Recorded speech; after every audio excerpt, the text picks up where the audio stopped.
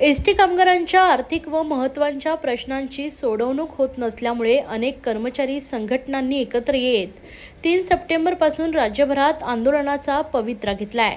त्यामुळे आजपासून महाराष्ट्रातील सर्व आगारात एसटी कर्मचाऱ्यांकडून महायुती सरकार विरोधात आंदोलन करण्यात आलंय। एसटी कर्मचाऱ्यांना शासकीय कर्मचाऱ्यांप्रमाणे वेतन मिळावे यांसह अन्य मागण्यांबाबत शासन दरबारी अद्याप सकारात्मक निर्णय झाला नसल्याने कर्मचाऱ्यांकडून प्रचंड संताप व्यक्त करण्यात आलाय। ठाण्यातील खोपट एसटी वर्कशॉपच्या बाहेर देखील सर्व एसटी कर्मचाऱ्यांनी एकत्र येत आंदोलन केलंय। यावेळी सदर डेपोमधील कर्मचारी मोठ्या संख्येने सहभागी झाले होते। त्यानंतर माननीय मुख्यमंत्री महोदय यांनी मध्यस्थी करून 7 ऑगस्ट रोजी माननीय मुख्यमंत्री महोदय, माननीय उपमुख्यमंत्री दोन्ही उपमुख्यमंत्री यांच्यावर बैठक झाली। त्या बैठकीमध्ये त्यांनी सांगितलं की तुमचा जो काय आहे बर्डन जो काय बसणार आहे शासनावरती त्याचा आम्ही अभ्यास करून 20 तारखेला तुम्हाला फायनल निर्णय देऊ। म्हणजे 20 ऑगस्ट रोजी फायनल बैठक लागणार होती, परंतु 20 तारखेला बैठक झाली नाही। त्याच वेळी 7 तारखेला आम्ही सरकारला नोटीस दिली होती आमच्या कृती समितीने की जर आमच्या 20 तारखेला मागण्या पूर्ण झाल्या नाहीत तर आम्ही 3 सप्टेंबर रोजी संपूर्ण महाराष्ट्रभर धरणे आंदोलन पुकारणार आहोत। त्याप्रमाणे आज संपूर्ण महाराष्ट्रावर धरणे आंदोलन सुरू आहे। 2016 पासूनचा आमचा जो करार असतो, जो आमचा एसटी महामंडळाचा करार असतो तो 2016 पासूनचा थकीत आहे, तो करार झालेला नाहीये। मागे आपण पाहिलं असाल की मागच्या 2 वर्षापूर्वी संप झाला होता, 6 महिने संप चालला। त्या संपामध्ये जी आमची पगारवाढ आहे, जो कर्मचारी ज्याची नोकरी 10 वर्ष झाली त्याला 5,000 वाढले, त्याची नोकरी 10 ते 20 वर्षापर्यंत झाली त्याला 4,000 वाढले, त्याची नोकरी 20 वर्षाच्या पुढे आहे अशा कर्मचाऱ्याला 2,500 रुपये पगारवाढ दिली होती।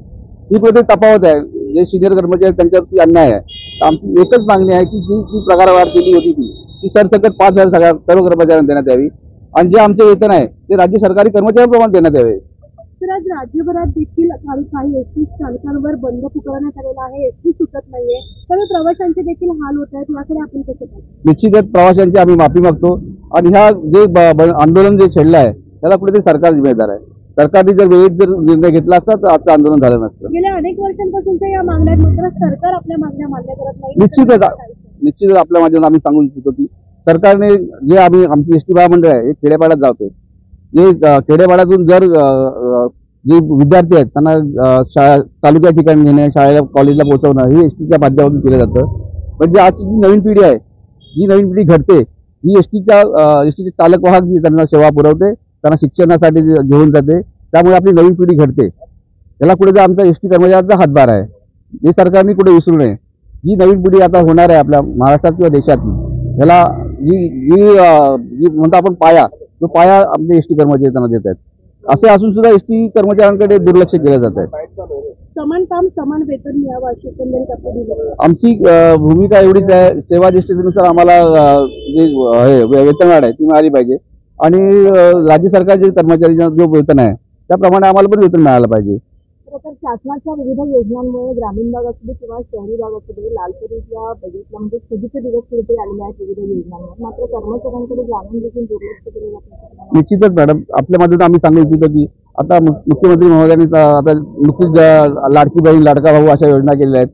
जर आम्ही जर खेडेपाड्यामध्ये सेवा देतो तर आमच्यावरती कुठं आम्हाला दुर्लक्षित केले जाते, आम्हाला दुर्लक्षित केले जाते। सरकारचे लक्ष वेधावं ह्या हेतूनच आज महाराष्ट्रभर धरणे आंदोलन सुरू आहे। कधीपासून आलोय 10:30 वाजल्यापासून, 11:30ची गाडी आम्ही नाही आली, कंटाळलोय आम्ही। आता काय सांगितलं संप आहे, मला गाडी मिळणार नाही, आता तिथं म्हणतात संप आहे, ते बोलतात गाडी येणार आहे, विचारलं तर सांगतात आता गाडी कधी येणार आहे ते तर आम्ही नाही सांगू शकत, त्यांना विचारतो आम्ही। मग ते काय बोलतोय? आता येणार आहे म्हणतात, तो सर बसा येते, काय करणार?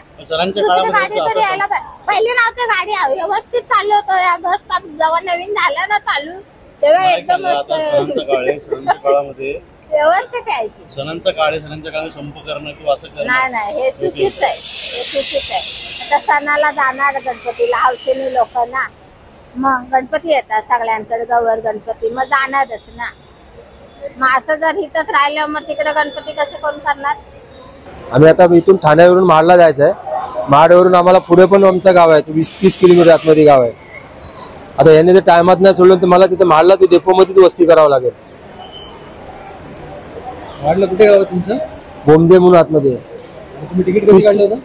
60 दिवस अगोदर काढलेले आहे. तुम्हाला इकडे आल्यानंतर कळालं संप आहे की त्याच्या अगोदर माहिती होती? हे आता नंतर संप झाला ना, ते तिकीट काढल्यानंतर संप केला ना लोकांनी. राज्य सरकारला काय आपण आव्हान करणार? आता काय करणार त्यांना, नाही तर मग गाड्या चालवाच लागतील मग अर्ध्या रस्त्यात, दुसरा काय उपाय नाही. मी तर फोडीन यांचा संप, डायरेक्ट वरतीच करून टाकीन, दगड काचत ना हात, कधीतरी मारायचेच आपल्याला पण.